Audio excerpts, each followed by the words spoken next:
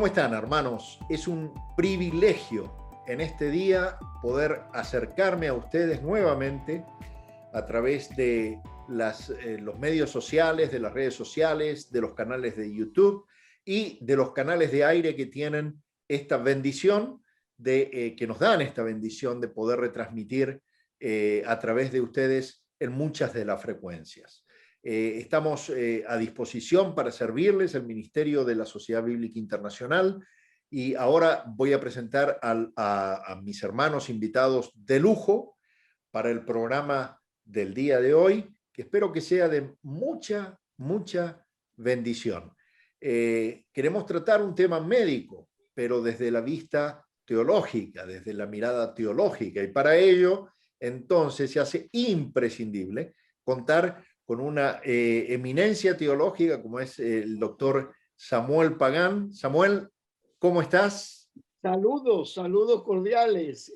Para mí es un placer estar aquí, primero contigo, luego con el doctor Ayala y con toda la comunidad de creyentes, amigos y amigas que nos ven. Uno lo que trata de hacer es contribuir, aunque sea de manera modesta, a la construcción del reino. Y como este es un tema tan importante, el de la pandemia, hemos querido participar de este diálogo contigo, Esteban, desde la perspectiva teológica y médica, porque yo sé que puede bendecir al pueblo de Dios y a toda la comunidad en general. Estábamos diciendo antes de salir al aire con ustedes, con el doctor Samuel, que a veces como biblista le toca hacer muchas cosas en las tareas andando. Y yo supongo que debe ser tu caso, doctor Israel Ayala, bienvenido, médico residente en San Juan de Puerto Rico. Cuéntanos un poco a qué te dedicas, mi hermano. Pues, antes que todo, encantado de estar con ustedes y compartir con usted, doctor Fernández Esteban, y con Samuel Pagán, mi amigo y hermano desde la juventud. No digan los años. Desde la juventud, acá en Puerto Rico. Un honor estar con ustedes. Bueno, yo soy médico emergenciólogo. Practico el trauma hace unos 30 y pico de años. He trabajado básicamente en instituciones hospitalarias gubernamentales, aunque he sido facultativo de hospitales privados en Puerto Rico, como el Hospital Presbiteriano, Auxilio Mutuo y otros. También actualmente estoy como asesor corporativo de la red más grande de hospitales privados en Puerto Rico, que es Metropavia Health System. Pero mi trabajo principal es en el Centro Médico de Puerto Rico, que es el complejo más grande médico que tenemos nosotros, donde tenemos el sistema supraterciario nuestro. Allí funjo ahora mismo como director médico de la corporación que se llama, ¿verdad? Administración de Servicios Médicos de Puerto Rico. También tengo el honor y la dicha de ser facultativo del Departamento de Cirugía de la Escuela de Medicina, de Recinto de Ciencias Médicas de la Universidad de Puerto Rico, donde ostento el grado académico de catedrático auxiliar. Y pues yo creo que lo más importante es que desde mi niñez he sido cristiano. Mi padre pastor, mi suegro pastor, mi esposa pastora, tengo primos y tíos pastores, así que siempre hemos estado involucrados además en los trabajos del reino. Excelente. Y viene una primera pregunta que no está ni siquiera en los guiones, pero vamos, Samuel me dijo, tenés la autoridad de ir adelante. Israel, ¿puedo tratarte de Israel? Voy a tratarte con esta familiaridad. Cómo no. Del reino, y honrándote también con la cercanía y agradeciendo que me permites estar cerca y acercar a toda la audiencia. Israel, para ti entonces la ciencia y la teología no se contradicen. Para nada. Creo que le comenté hace unos días a Sami que En mi opinión, la ciencia es de Dios y con ciencia Él fundó el mundo. Yo tengo amigos, por supuesto, en el círculo, ¿verdad?, científico-médico, pero biólogos o físicos, microbiólogos, que creen que realmente la gran experiencia de los descubrimientos científicos es porque Dios así lo permite. Así que yo no veo incompatibilidad ninguna, porque todo lo que tenemos, todo nuestro raciocinio, toda nuestra evolución científica y cómo nosotros hemos podido lograr ayudar a nuestros semejantes, definitivamente tiene que haber una revelación de Dios a los hombres de ciencia para que eso pase. Qué bendición, como lo estás diciendo también, porque es bueno saber que hay profesionales de la salud en un área tan específica como el trauma. Esto, porque vos convivís con la muerte a diario en tus tareas. Así que a veces no te queda más recurso que la oración como bisturí de fe. Amén. Pero también le puedo comentar que tengo compañeros internistas, infectólogos, cardiólogos, ortopedas, psiquiatras, reumatólogos, médicos de familia, o sea, cualquier especialidad. Usted va a encontrar médicos sumamente preparados, sumamente respetados, que se han formado en las mejores universidades, incluso de los Estados Unidos, y día a día siguen sirviendo al Señor y dándole loor a nuestro Padre, porque entienden que todo lo que ellos tienen proviene de Dios. Gracias, Israel. Fíjate, Esteban, es interesante que un fenómeno de la academia, los últimos 25 años, es un acercamiento al mundo académico desde una perspectiva multidisciplinaria, donde enfrentamos, por ejemplo, la salud, no solamente desde la perspectiva médica, pero también desde la perspectiva emocional, desde la perspectiva social, desde la perspectiva familiar y también desde la perspectiva espiritual, porque el ser humano tiene más. Tú no dices por la mañana, hoy yo voy a ser familiar nada más y no voy a ser personal. O sea, todo está mezclado. Por eso es que profesionales como Israel lo que hacen es poner de manifiesto lo que hay en la vida. La vida es así, multidisciplinaria. Entonces, como eso, la vida es multidisciplinaria, una cosa como la salud tiene varios componentes. Por eso la virtud de programas como este, que tiene más de un carril para la bendición de los que nos ven y los que nos escuchan.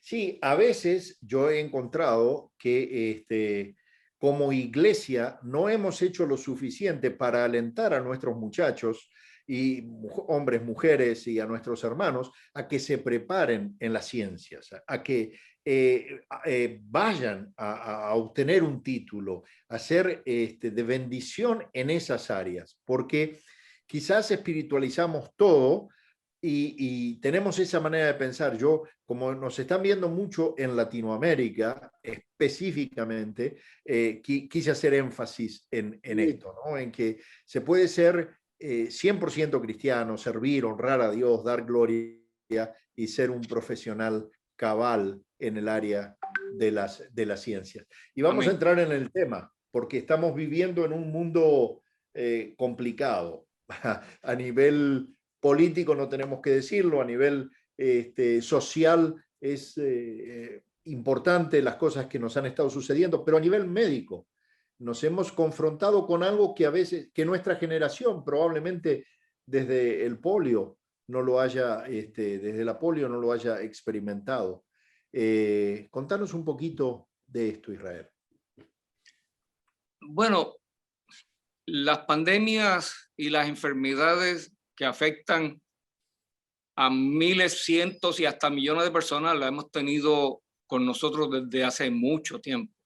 Cualquier revisión de literatura que usted haga sobre las pandemias más conocidas, que empiezan ya por el siglo XIV, 1300 y pico, con la peste negra, donde murieron 52 millones aproximadamente de personas en el mundo. O sea, para aquel entonces casi una cuarta parte de la población mundial. De ahí en adelante se pueden mencionar otras como bastante conocidas, como la mal llamada, y explico por qué, la mal llamada gripe española, que los pobres españoles se quedaron con el mote porque ellos fueron los que tuvieron la osadía de describirla. Realmente esa gripe la llevan los soldados norteamericanos de la Primera Guerra Mundial a Europa. Claro, Estados Unidos no se había alertado del problema, y cuando los soldados norteamericanos que llegaron por millones a Europa, los españoles identifican el problema y se quedó con el mote de gripe española. Esa gripe española, que duró 2 años aproximadamente, mató cerca de 50 millones de personas también, en 2 años. Por ahí podemos mencionar una más reciente, el HIV, que empezó en el 1981. Yo era un médico residente haciendo mi especialidad cuando nos empezaron a llegar ese tipo de pacientes con unos síntomas respiratorios muy extraños que no conocíamos, y da la casualidad que eran pacientes que tenían problemas de defensa y que se asociaban a una población en específico, pero no sabíamos nada. Posteriormente se identifica el virus, ¿verdad?, del síndrome de inmunosuficiencia humana, conocida como HIV, que ha matado a millones y millones de personas. Todavía está con nosotros el HIV. Lo que pasa es que, gracias a Dios, se han logrado los desarrollos de unos medicamentos antivirales muy efectivos, que prácticamente la enfermedad se ha convertido en una enfermedad crónica, como pudiera ser la artritis o la diabetes o la hipertensión. O sea, ahora mismo, si se identifica una persona con HIV, tiene la misma probabilidad de vivir que una persona que se le diagnostique diabetes. Y pues mucho más recientemente, pues el MRSA, los 90, el SARS en el 2000, que por cierto también se identificó en China, y pues estamos manejando desde cerca de finales de octubre del 2019 el famoso COVID-19, que se denomina, ¿verdad?, SARS-CoV de virus 2, porque es una modificación, un mutante del SARS inicial. Fíjate, Esteban, lo que es interesante es que la relación de la iglesia con las pandemias es interesantísimo. Por ejemplo, Israel menciona la peste negra. Yo creo que nuestros televidentes y el grupo de personas que nos ve sepa que a las 3 semanas de Martín Lutero haber llegado a Wittenberg, a las 3 semanas, no a los 3 meses, no a los 3 años, a las 3 semanas, llega la peste bubónica a Wittenberg con un golpe extraordinario. Y tiene que Martín Lutero reorganizar la revolución que estaba haciendo la reforma protestante para indicar la importancia de la Biblia en el proceso. Y no vas a creer, Esteban, Israel, que tú también eres un predicador, Israel, y los dos son predicadores, cuáles eran los textos que Martín Lutero afirmaba en momentos como este. Primero, el Salmo 46 decía que en el momento de crisis de esta pandemia teníamos que recitar el Salmo 46. Dios es nuestro amparo, fortaleza, nuestro pronto auxilio en la tribulación. Y el segundo texto que se convirtió para él como la bandera de respuesta a la pandemia fue el Salmo 27. El Señor es mi luz y mi salvación, ¿de quién temeré? El Señor es la fortaleza de mi vida, ¿de quién ha de atemorizarme? Entonces, este estilo Biblia como respuesta a la pandemia se ha mantenido vigente en las iglesias. Por ejemplo, en la pandemia que hace referencia Israel en el 1918, 17, 18 y 19, en medio de la pandemia, las iglesias comenzaron a repredicar y a volver a predicar, y dos de los textos más utilizados, primero los salmos en general, luego esos dos salmos, y yo quiero que sepa la comunidad que nos ve, que luego de final de la segunda década del siglo XX, comienza el gran avivamiento pentecostal que llega a América Latina completo. Es decir, viene la pandemia y hay un golpe médico fuerte, y como respuesta hay intervenciones de Dios que hacen crecer la iglesia y la desarrollan. Pero yo digo que después de esta pandemia va a haber otro gran avivamiento. Qué bueno verlo con esa perspectiva. Doctor, ¿qué es el COVID? Describí para alguien que nos está mirando en la sierra, en Ecuador, en Bolivia, en Argentina, en el norte, que no entiende, ¿qué es el COVID-19? Bueno, eso es una extraordinaria pregunta, ¿no? Es una pregunta de una convención científica. Vamos a ver si lo podemos explicar de forma sencilla.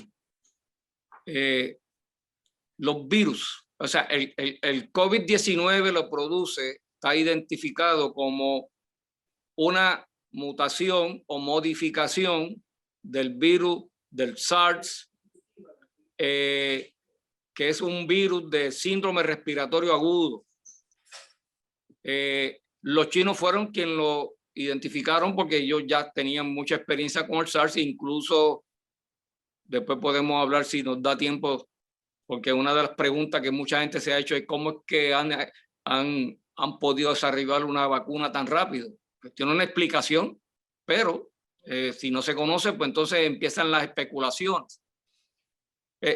Un virus es, si se puede decir, porque muchos no están de acuerdo con esto que voy a decir, que es el tipo de vida más simple. ¿Y por qué algunos piensan que no es un tipo de vida? Porque el virus lo constituyen unas cadenas de aminoácidos que por sí solos no pueden reproducirse, sino que siempre necesitan un huésped. Por eso es que cuando ese virus entra al cuerpo nuestro, se une a nuestras células y empieza a utilizar los elementos de vida nuestra y nutrientes para reproducirse. El virus generalmente está encapsulado o en una cadena de proteína, una cadena de grasa, y así sobrevive, pero no por mucho tiempo. Por eso es que los virus, si están expuestos sobre superficie, pues usted verá que habrán unas tablas que dicen, pues sobre esta superficie puede durar 6 horas, en otra 8 horas, en otra 10 horas, pero en realidad sin un huésped no van a vivir mucho tiempo. Así que es una cadena de aminoácidos que se le llama virus, protegidas con otra capa que puede ser proteica o de grasa, y que cuando entra a nuestro cuerpo entra como un parásito, nos necesita a nosotros para ellos vivir y reproducirse, pero en el proceso dañan nuestro sistema. Esa es la definición más simple que puedo dar sobre lo que es un virus, y en el caso del COVID-19 se identificó como un mutante del SARS del 2002 de China. Por eso se llama SARS-CoV-2. El COVID viene de coronavirus, porque el coronavirus se le llama así porque seguramente muchos de nuestros amigos que nos están viendo han visto los dibujos que hacen una figura cilíndrica y tienen unas espículas que en la parte de arriba parecen como si fueran unas coronas. Esas coronas que están ahí son las proteínas que se unen al tejido. Y precisamente, si discutimos algo de las vacunas, le podré decir precisamente de cómo se generó la vacuna. Excelente. Pero es importante saber esto, que ustedes sepan esto. Un virus, no una bacteria. Ahora, ¿qué ilustración nos dio para un sermón también? Porque quiere decir que podemos llamarle virus a todas las personas que quieren vivir con nuestra fe. Y de nuestra fe, los que se prenden y tienen la fe mía y me desgastan. Este es el sermón de mañana, Esteban. Ese se lo es ha el dado sermón de Israel. mañana. Lo tienen. Y me desgasta. Israel, pero ahora te hablo como alguien que fue afectado en el año pasado, en el mes de octubre. En mi casa, todos tuvimos el COVID. Yo desarrollé neumonía. Mi esposa y mi hijo que vive conmigo no desarrollaron esos problemas respiratorios. No tuve que ser internado, pero me lo trataron, digamos, después de que descubrieron la neumonía. Pero ¿por qué todos no reaccionan igual? ¿Cuál es el tema? Pues muy bien, doctor. Yo creo que esa es otra excelente pregunta que nos hacen los pacientes y los familiares todos los días. Pues por supuesto, cada ser humano es individual y es único. Y los sistemas de defensa, lo que llamamos nosotros inmunológicos, reaccionan diferente al mismo patógeno, ¿verdad? El virus, usted lo contrae en sus familiares, su sistema inmunológico abordan ese virus de una forma y usted lo aborda de otra. Sin embargo, hay un elemento que no se puede perder y es la carga viral. O sea, no es lo mismo que yo me haya infectado, por decir un número, ¿verdad? Esto es hipotético, con 50,000 virus y que otra persona se haya infectado con 100,000 virus. Perfecto. O otra persona se haya infectado con 5,000 virus. Bueno, ahí hay una carga viral diferente. Por lo tanto, la carga viral no es lo mismo pelear contra uno que pelear contra 5. Y los que alguna vez peleamos en la escuela cuando éramos jóvenes, sabemos que pelear contra más de uno es un poco difícil. Así que la carga viral es importante. El estado de salud previo es esencial. Y la respuesta inmunológica al virus pues es individual. Cada persona va a reaccionar de forma diferente. Como testimonio, quiero decir que el primer paciente hospitalizado en el Centro Médico de Puerto Rico y que murió en el Centro Médico de Puerto Rico fue un querido hermano y compañero catedrático de la Universidad de Puerto Rico, del Departamento de Humanidades, miembro de nuestra iglesia, un líder de nuestra iglesia, y toda su familia se contagió y el único que murió fue él. No. Sus hijos y su esposa ni siquiera fueron hospitalizados. Y tuvimos la pérdida de ese gran hermano y colaborador de la obra del Señor que duerme, ¿verdad? En los brazos de nuestro Creador, y esperamos algún día vernos cuando allí estemos frente al Padre. Excelente. Déjame pasar a Samuel ahora porque este es un tema. Una familia entera, una familia afectada, pero una pérdida. ¿Qué pasa? Mira, este tema que puede parecer teórico cuando hablamos fuera de la pandemia, se ha hecho realidad este último año y medio, porque nosotros tenemos que toda una familia se enferma, pero solamente uno muere. Toda una familia le da. ¿Y cómo desde la perspectiva pastoral trabajamos con esto? Primero es que, número uno, tenemos que ser prudentes y sobrios para evitar el potencial de que nos dé, la posibilidad de que nos dé. Pero si nos da, seguir los protocolos adecuados para tratar de optimizar la salud. Pero si por alguna razón u otra fallecemos, Eso quiere decir que Dios dispuso de esa vida y que uno tiene que entender que se ha hecho la voluntad de Dios. Y uno tiene que pastorear el proceso y pastorear su familia, indicando que todos vamos a llegar a ese momento, unos antes y unos después, pero todo nos va a llegar. Y le llega ese momento a uno cuando Dios lo determina y cuando ya uno ha cumplido con su misión en la vida. Por eso yo le digo a la gente que es fundamental ser prudente y ser sobrio, cuidarse y seguir todos los protocolos adecuados. Pero nuestra vida está escondida con Cristo en Dios. Quiere decir que nuestra vida descansa en la voluntad de Dios y Dios nos llama en el momento oportuno. Nos llama a una hora, otros a otra hora. Nosotros hemos visto casos, en estos días lo vimos, una familia, una pareja de líderes cristianos de 60 y pico de años casados. Uno murió, el señor murió el viernes a las 3 de la tarde y su esposa el sábado a las 2 de la mañana. O sea, estuvieron juntos hasta el final. Sin embargo, vemos, no fue por coronavirus, sino muerte natural.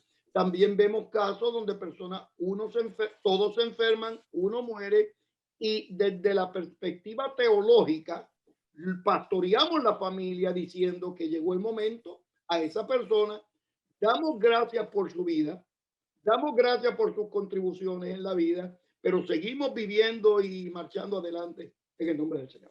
Así es. Y además, pregunto, porque muchas veces dice, bueno, falleció por falta de fe, pero en la misma familia, en el mismo escenario, en la misma, creo que la voluntad de Dios es lo que primó en ese caso. Vos sabés que, doctor... Y eso no tiene que ver con fe, tiene que ver con la voluntad de Dios. La Escritura dice que todos vamos a morir y después del juicio. Así es. Le iba a contar al doctor cuando... porque tuvimos algunos amigos que partieron en esta circunstancia y ahora se ve mucho, sobre todo en mi país. No sé si se dieron cuenta, doctor Israel, que soy argentino, pero Dios ya me perdonó. No se dio cuenta. Sí. Hace 30 años vivo. Tenía la leve sospecha. Pero le estaba compartiendo a otro amigo argentino ayer que me llamó allí. Nosotros vivimos en Estados Unidos hace muchos años. Que es dueño de una casa publicadora de Argentina que fue diagnosticado con COVID, también con neumonía. Y le digo, mira, mi experiencia fue que en la cama, mientras estaba recuperándome, le decía, Señor, si vos me dejás es con un propósito, déjame saber, por favor, para qué me quedo, porque la fecha de expiración la pone el Señor, no la pongo yo. Y eso que vos acabas de decir, Samuel, me parece importante, porque nos debería reenfocar esto a vivir bien, de acuerdo, por qué el Señor nos dejó, por qué se llevó a algunos y a otros nos dejó. ¿Qué pensás, Israel, desde esto? Bueno, mi perspectiva como profesional de la salud es que en el mismo momento de la concepción, en el vientre de nuestra madre, estamos determinados de que algún día moriremos. Eso es una realidad científica, fáctica, donde todos los profesionales de la salud la hemos vivido por tanto y tanto y tanto tiempo. Cuando tenemos, por ejemplo, como en el caso mío, 4 décadas de práctica médica. Así que desde el punto de vista cristiano, pues como bien dicen ustedes que son los teólogos, yo no quisiera meterme ahí, yo puedo dar una que otra estudio bíblico dominical, pero no tengo ningún grado ni capacitación teológica formal. Pero la Biblia nos enseña que todos hemos de morir, todos hemos de morir. Hay textos, ¿verdad?, que así lo establecen. Una vez yo, haciendo un estudio bíblico sobre este tema, yo traje el ejemplo de Eliseo. Pero resulta que Eliseo, ese gran profeta del Antiguo Testamento, también murió. Y si no recuerdo mal, y yo creo que ustedes me pueden corregir, creo que la Biblia dice hasta de una enfermedad que padecía. Así que él muere y es enterrado, y posteriormente hay otro evento donde llevan un cadáver para ser enterrado y son atacados, y el cadáver por alguna razón cae en la tumba donde estaban los huesos de Eliseo. Ahora bien, esos huesos tenían suficiente unción residual para resucitar a aquel joven. Sin embargo, el que los tenía estaba muerto.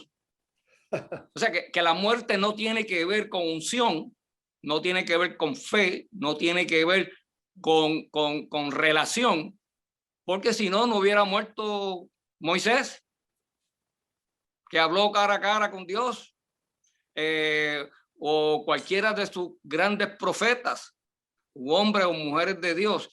Así que yo creo que no le hacemos un flaco servicio a nuestra fe cuando le ponemos estas cargas a los hermanos, diciéndole: si te enfermaste es porque no tienes suficiente fe, o porque si se murió era porque probablemente no estaba bien con el Señor. Bueno, pues entonces pues Pablo tampoco estaba bien con el Señor, ni Pedro, ni Juan, ni todos los demás apóstoles, sin contar, ¿verdad?, todos los grandes hombres y mujeres del pasado de la Biblia, por no mencionar lo del contexto histórico nuestro.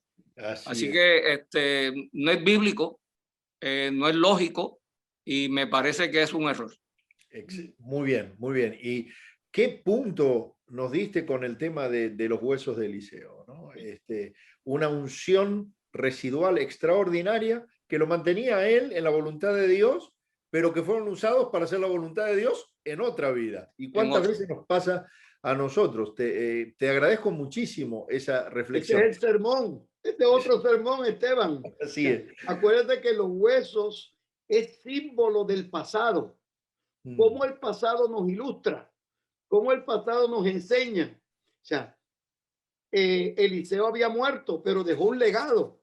Y ese legado se convierte en bendición. Por eso es que nosotros tenemos que invertir en nuestra vida todo lo mejor que nosotros podamos hacer, para que luego que muramos, todavía lo que quede de nosotros, el recuerdo, sigue bendiciendo a la gente. Y ahí vamos al punto de la próxima pregunta, que quería abordarla desde el punto médico y teológico también, porque uno puede caer en el fatalismo y decir, bueno, no hay nada, si ya Dios lo dispuso, no tengo que hacer nada ante la cuestión.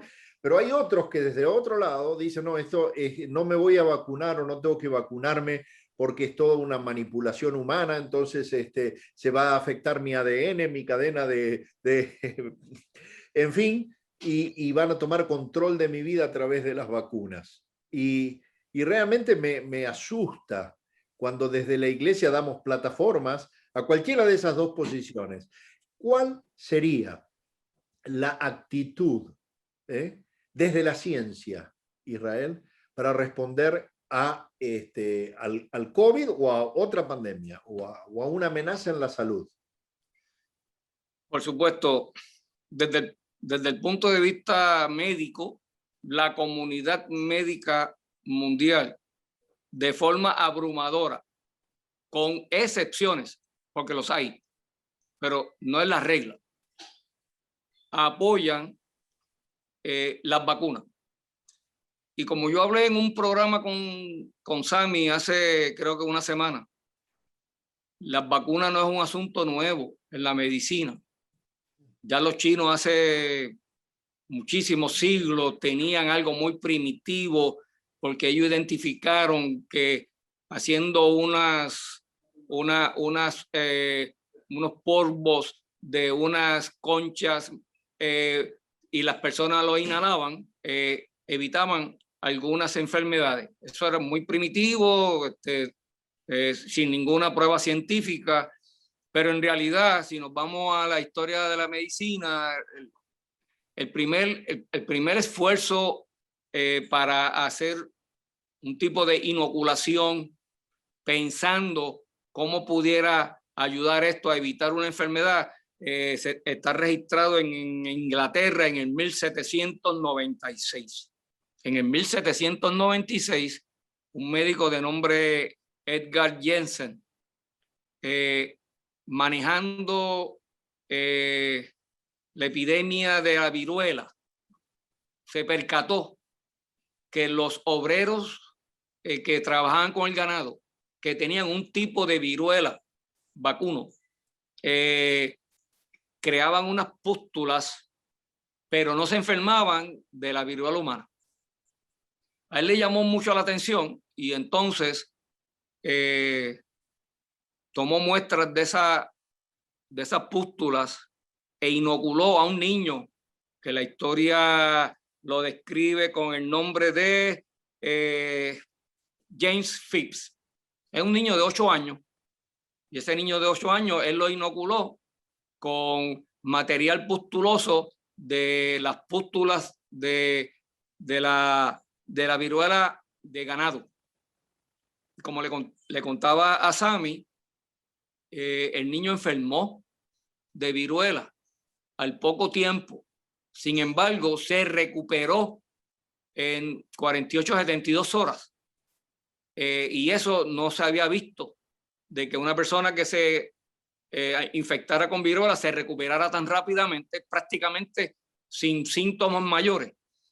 Eso se describió, se quedó ahí y luego se siguieron desarrollando estudios y no fue hasta el 1881, 82, que Louis Pasteur, el gran científico francés, trabajando unas vacunas para el anthrax en ganado, usa las técnicas y en honor al doctor Edgar Jensen, él le pone, de ahí nace la palabra vacuna.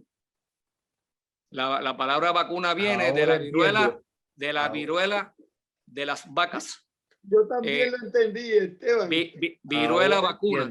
Y de ahí viene la palabra vacuna. De ahí en adelante, yo le dije a Sammy, por ejemplo. O sea que el anthrax, pero dos temas que me resultaron súper apasionantes de lo que dijiste. El anthrax ya estaba en la época de Pasteur. Sí. No es algo que se creó en laboratorios ahora para hacer guerra. Bueno, lo que pasa es que son modificados. Claro. En los laboratorios lo modificamos, ¿verdad? Pero yo le estaba diciendo a Sammy que, por ejemplo, nosotros hemos erradicado o controlado un sinnúmero de enfermedades. Usted acaba de mencionar una hace poco, el polio. El polio era endémico. Y se creó la vacuna del polio, que era una gotita que se le ponían en la boca a las personas. Y yo no, por ejemplo, yo en mi práctica, yo me gradué de la Escuela de Medicina en el 1978. Estamos en el 2021. Yo nunca he visto un caso de polio agudo, porque prácticamente está inexistente en la jurisdicción de los Estados Unidos y los países, ¿verdad?, más desarrollados. Pero enfermedades como, mire, le voy a hacer una lista pequeña. Viruela, esa se declaró inexistente por la Organización Mundial de la Salud en el 1980. El último caso se vio en el 97 en África. ¿Y por qué se eliminó la viruela del mundo entero? Por la vacuna.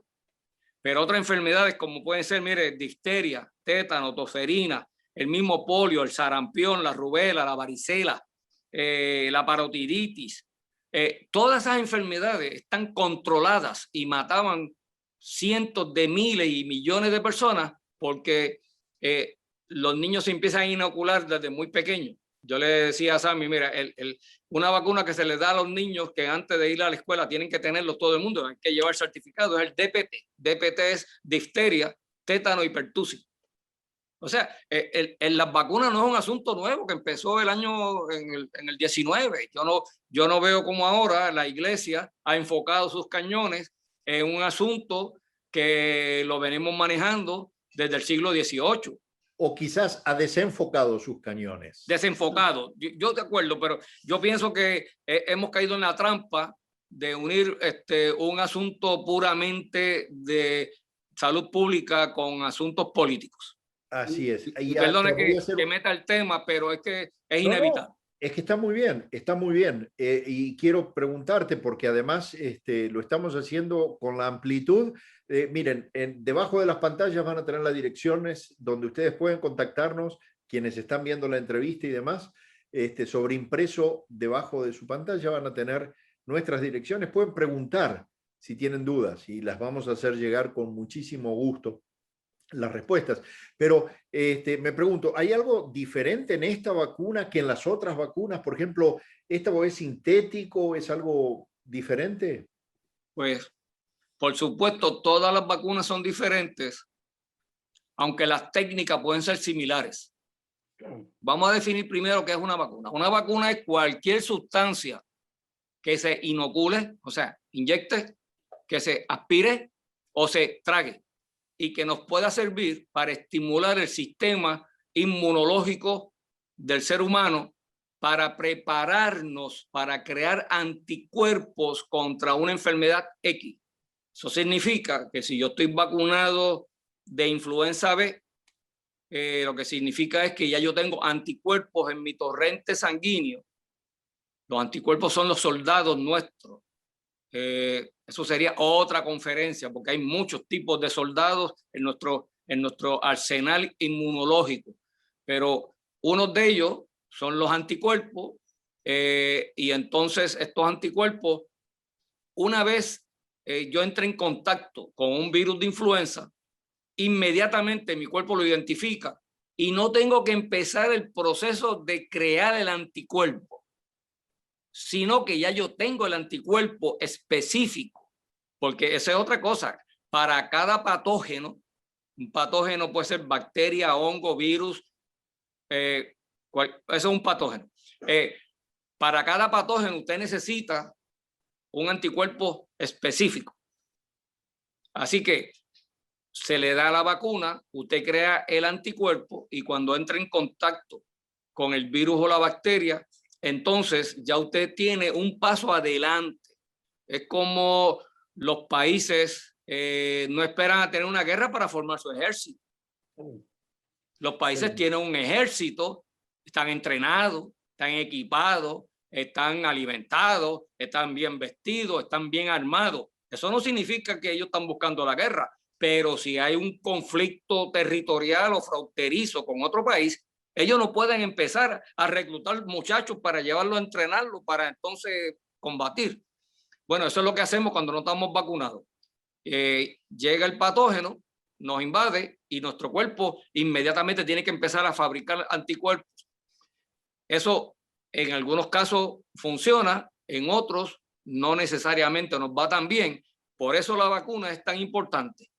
Y por supuesto, viendo ahora a la pregunta, no todas las vacunas son iguales. Hay vacunas que obviamente en el siglo XXI ya tenemos una tecnología nueva que es el RNA mensajero. Eso es lo que quería preguntarte. El RNA mensajero, sí. Mire, ¿qué es el RNA mensajero? Claro que sí. Ahora mismo tenemos cerca de 4 vacunas conocidas acá en ¿verdad? Está la Pfizer Biotech, la Moderna, Johnson Johnson Janssen, y Oxford AstraZeneca, pero Rusia tiene su vacuna, China tiene su vacuna y otros países tienen sus vacunas. Generalmente las vacunas antes del COVID eran por un vector viral. Me explico. Se tomaba un virus, ese virus podía estar muerto, puede ser modificado, puede ser atenuado o puede ser hasta vivo. Y entonces ese virus se inoculaba para que el cuerpo creara anticuerpos. Por supuesto, no, esa es una tecnología que la tienen varias de estas vacunas, como son la Johnson Johnson y la Oxford AstraZeneca, que son vectores virales. En la última, ellos cogen un virus de un animal, no es ni siquiera, es un coronavirus, pero no es ni siquiera COVID, y entonces lo modifican e introducen la proteína S, que es la que va a producir el el anticuerpo. Con respecto a Pfizer y Moderna, es la tecnología nueva. Esto es el RNA mensajero. Ellos lo que hicieron fue, primero, antes que todo, hermano, esta tecnología no la desarrollaron en 6 meses. Esta tecnología lleva cerca de 2 décadas trabajando estas compañías, esta tecnología, desde que se dio el SARS y el MERSA en los 90 y en el 2000. Ellos vienen trabajando con este tipo de tecnología, pero toda esta tecnología requiere mucho esfuerzo y mucho dinero. Cuando se inicia el proceso de la pandemia y todos los gobiernos dicen todos los esfuerzos que se pueden hacer para conseguir esta vacuna, los van a tener.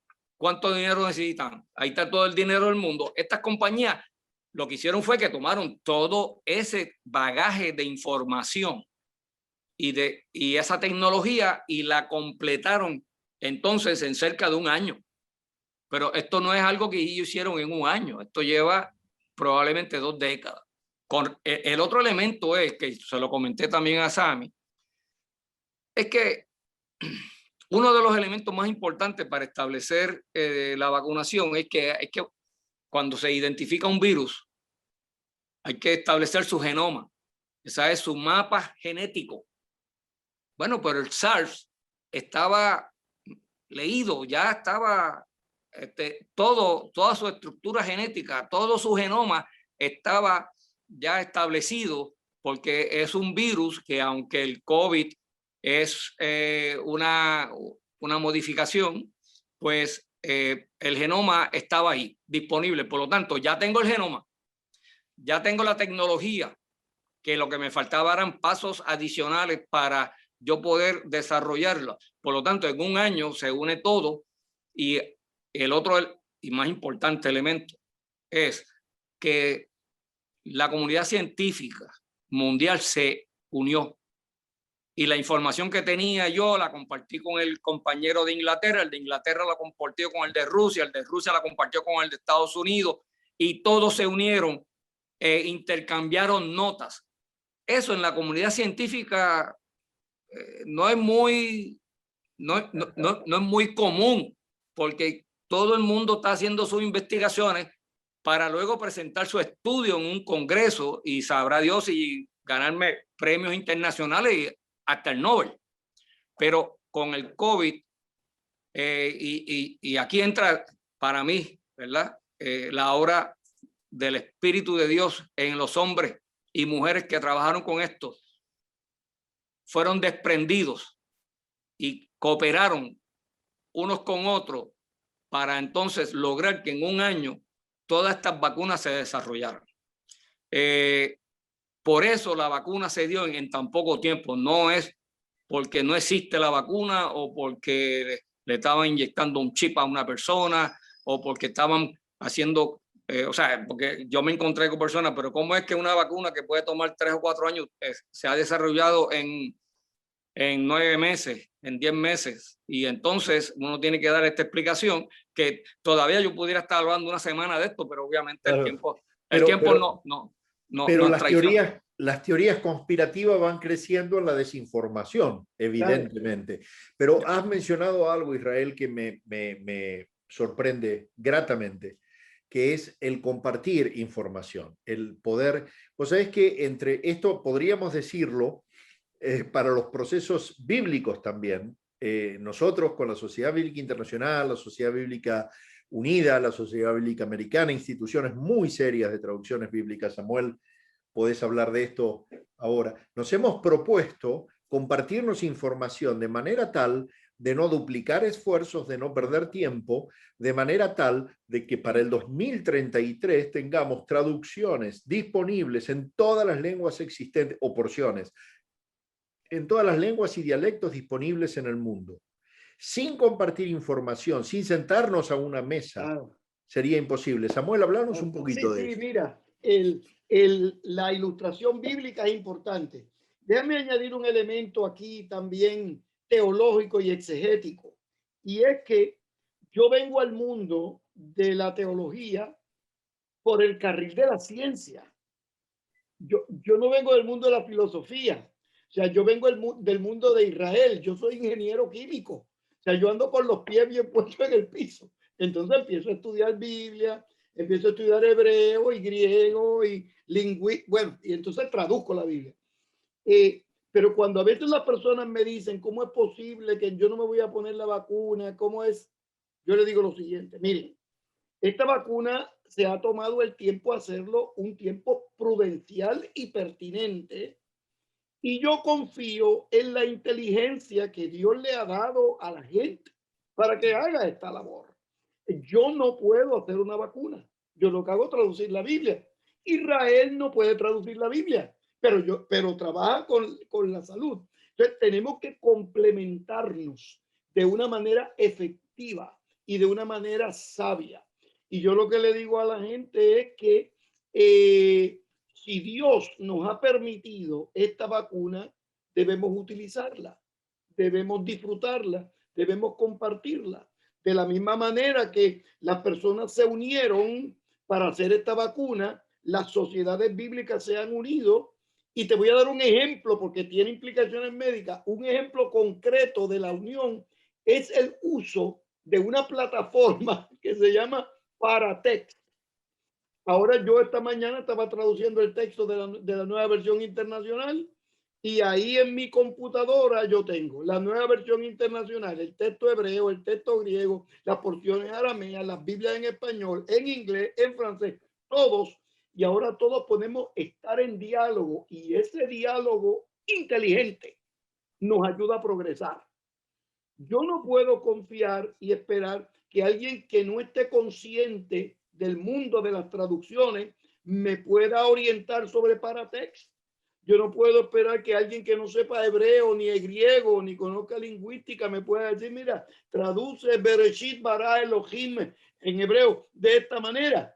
No es normal eso. De la misma manera, yo tengo que esperar que la sabiduría de Israel, la sabiduría de los otros médicos que están en diálogo, contribuyan positivamente, número uno, a la preparación de la vacuna y número dos, a la orientación alrededor de la presentación de la vacuna. El gran problema en el siglo XXI que no tuvo Martín Lutero cuando estaba haciendo la reforma protestante, respondiendo a la pandemia, ni tuvieron Israel los médicos, los colegas tuyos de 1918, cuando llegó la crisis de la española, es que ahora tenemos los medios de comunicación social. Entonces, cualquier persona se siente con la autoridad y libertad de decir alguna información sobre la vacuna. Yo no me voy a poner la vacuna porque esta vacuna tiene el chip que me van a gobernar. Esta es una información que no es adecuada, que no es pertinente, que no es cierta, pero está en los medios. Entonces la gente piensa que todo lo que se publica en los medios es verdad y hay que obedecer. Y esa desinformación o esa mala información o esa desorientación, en vez de bendecir a la comunidad, la desorienta. Por eso es que estamos incentivando este tipo de programas con profesionales de la salud para que nos ayuden y nos puedan bendecir. Fíjate, como dice el refranero, un poco de ciencia nos aleja de Dios, más ciencia nos acerca a Dios.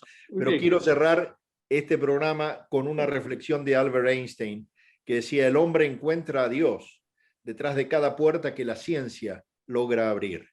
La ciencia sin religión está coja y la religión sin ciencia está ciega. Y me encantó para este programa, porque hemos logrado juntar lo mejor de la ciencia, lo mejor de la teología, para honrar a Dios, que es Amén. de lo que se trata. No crear. Mire, si usted piensa que la Biblia la reveló Dios para crearle miedo, se equivocó de lectura, de método de lectura. Dios revela su palabra para darle esperanza. Dios nos da la ciencia para darle esperanza también al hombre. Quisiera tu saludo, Israel, porque el tiempo en televisión, y tenemos 2 canales que nos están pidiendo eso, es medio tirano. Entonces, tu reflexión final.